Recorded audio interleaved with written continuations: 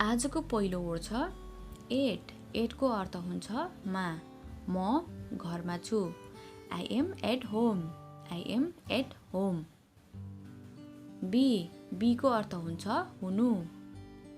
यो हुनुपर्छ। It must be. It must be.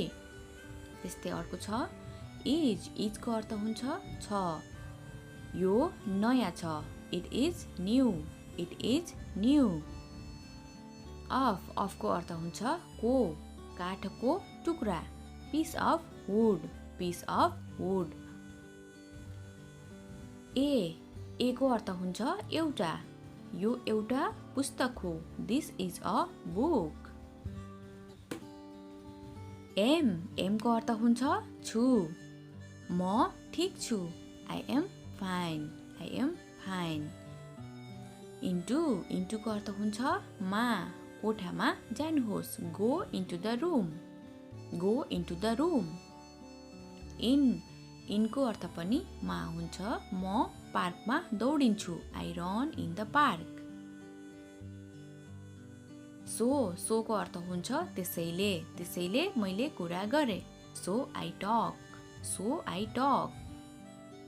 And. एन्डको अर्थ हुन्छ र। आउनुहोस् र हेर्नुहोस्। Come and see. फर। फरको अर्थ हुन्छ को लागि। रामको लागि सोध। Ask for Ram. इट्स। इट्सको अर्थ हुन्छ यो हो। यो मेरो सौभाग्य हो। It's my pleasure. टु। टुको अर्थ हुन्छ पनि धेरै। म पनि। Me to. वा यो धेरै ठुलो छ। It is too big. तर। बटको अर्थ हुन्छ तर। तर किन। But why.